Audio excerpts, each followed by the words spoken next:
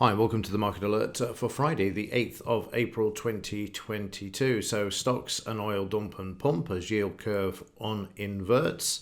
The uninversion just started the clock on the recession, which takes about 12 to 18 months following an inversion on the bonds. But we'll have to wait and see. But I like this bit here by the dip. Absolutely.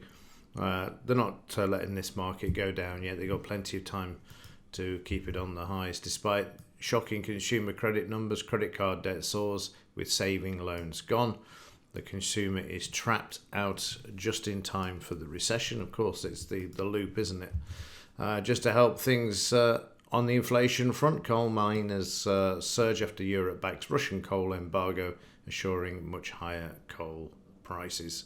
Yeah, sanctions only affect us. They don't affect the elite. And it'll affect the Russian people as well, who don't want war any more than the Ukrainians do or anybody else. Goldman warns of higher oil prices and volatility due to self-sustaining physical and financial deficit doom loop. Commodities are entering a volatility trap. Well, that's another word for short squeeze for higher prices, more inflation. And finally, US says China would face sanctions similar to Russia for invading Taiwan. Further top officials warned. It gives President Xi, I think, a pretty good understanding of what might come his way should he, in fact, support Putin in any material fashion. Well, the odd thing here is talking about sanctions for invading Taiwan and then saying that if he supports Putin, then they get the same thing. I just don't get it. I don't get it, particularly the fact that it's just one power here that's saying this. What happened to international law and consensus, etc. But it's bizarre, absolutely bizarre, why you would actually have sanctions with China. You can see this is escalating. As I've said before, this is not going to end in a couple of weeks. This is going to go on for years because it's supposed to devalue the dollar or to remove the dollar as the world reserve currency. And this is the US's attempt at trying to dominate the world in its dying throes with the world reserve currency. That's all it is. But these sanctions are just shocking because there's already supply problems coming from China with the lockdowns that they've currently got in place and from the first lockdowns, and now we're going to see further supply issues across all markets. And like I say, ultimately it just affects us. We're the ones who are going to have to pay higher prices, be squeezed income-wise, etc. Shocking, absolutely shocking.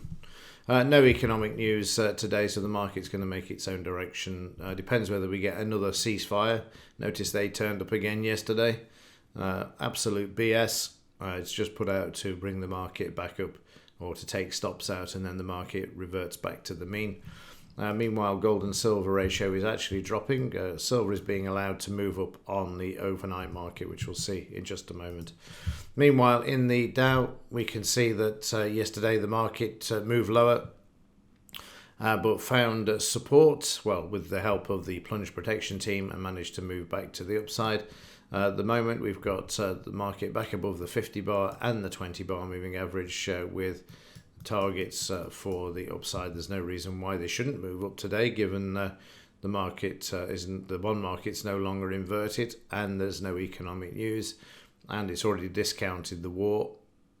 So yeah, it should be free to make its way to the upside. 30-minute chart for yesterday, we saw the sell-off initially down to the low. What happens at the low? They start to buy back in, don't they?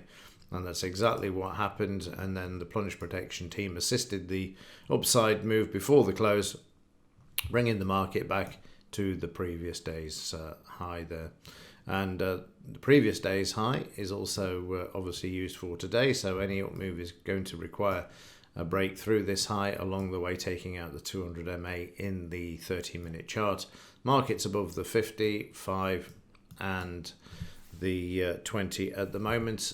The low for yesterday is down here. That would take some selling to get down to this level. Never discounted, of course, but for me, this market is looking fine. As I've said for the last few weeks, it's discounted the war and it wants to go back up to the highs. And like I say, it was assisted yesterday before the close. In the German Dax, Also sideways for yesterday, retest of the low on Wednesday. What happens at the low? Again, I keep saying this, that they will use the low, or if they go through the low, they'll try and bring the market back to the low, because that's how you keep a bull market intact. And also you need to take out the previous day's highs if at all possible. If we do take out yesterday's and Wednesday's low, then we've got downside targets here. But on the upside, you can see there we need to close back above the 5 bar, the 20 and the 50 EMA. I'll cover both sides just to be sure, so you know exactly where you are and where the market could move to. 30-minute chart, we moved to the upside as we discussed yesterday morning in the alert, with a pullback at one point to the close, which you can see there, and then continuing on. This is the ceasefire news, complete and utter BS as usual. Market trades down to the low. Where do they find the buying? In the low. Descending volume as well, which means that the selling was running out, found support, market brought back more or less to where we were prior to this news. In the 5-minute chart for yesterday, similar thing, we had the market moving up in the pre-market session again, which I spoke about in yesterday morning's alert. As soon as we opened on the cash market, 20 minutes into the cash market, the market retraced. We became oversold with divergence, with demand, and then the market free to move up.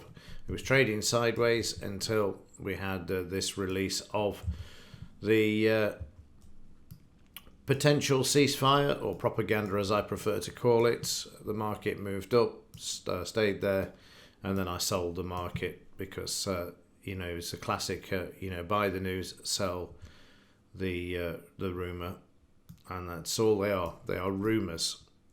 They're just put out and then it just disappears off the front pages of all of the websites. There's a pattern here. We've seen it for weeks, and people believe this crap. It's unbelievable to me that they can't see how it's all being used in order to manipulate and drive prices. So we've got overnight or early evening the market coming up with the Dow as well, and then overnight the market sideways, quite a narrow range actually. After having dropped 50 points, the market's been fairly stable, but you can see that it's in a range, and this area obviously is going to be very important if the futures market moves lower. If it moves higher, then of course we've got all of the targets as we normally do in the daily chart, which we've already covered there. But like I say, watch the two lows for the last couple of days. You've got the low here, and you've got the low there, and there'll be another one obviously across those, the other one there.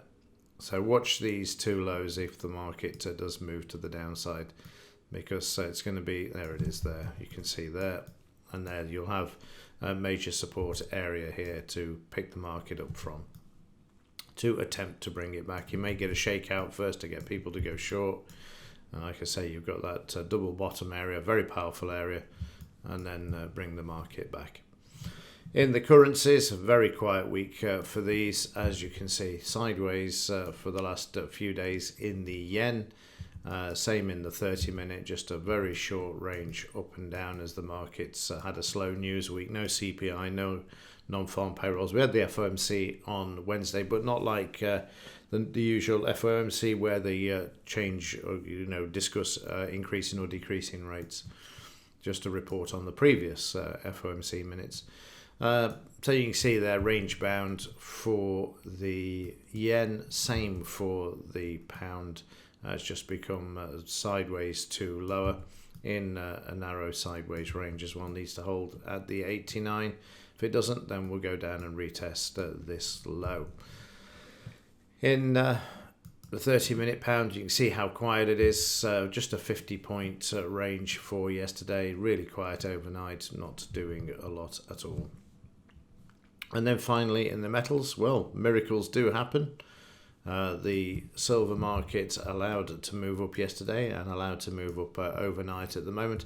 Very quiet though. If we look at the 30-minute chart of silver, you'll see yesterday they managed to slam at 1 o'clock. The 1 o'clock slam every day without fail, just to keep you on your toes, bring the market back, and then they moved it back to the upside, which is encouraging. Like I say, 24 seems to be the floor under this at the moment. Let's hope it remains above the DP at the moment, and also above a very important level, the 24.50 as well. It needs to remain above there in order to continue to the upside. In the gold market, really quiet sideways there. Not worth looking much more than that. It's just stuck in a sideways range. Volume's fairly high though, which is encouraging to see. So there is some movement in price, but not in its range. Meanwhile, the dollar continues to move to the upside, putting pressure on the metals as well, which you can see there, but not making any great strides. No major big bars like this one at the moment. Just an average day's trading. Same for crude oil. Still sitting on the it looks like about a 78% retracement there, 89, 78, 89, yeah, with some volume for yesterday, but again quiet there, having a breather and consolidating at the moment. Okay, that will do it for this one. Like I say, there's no economic news today. The market's got to make its own direction, so we'll see what happens when the futures market opens at 7 a.m. Have a great weekend. I will see you on Monday, and as ever, thanks for watching. See you in the next one.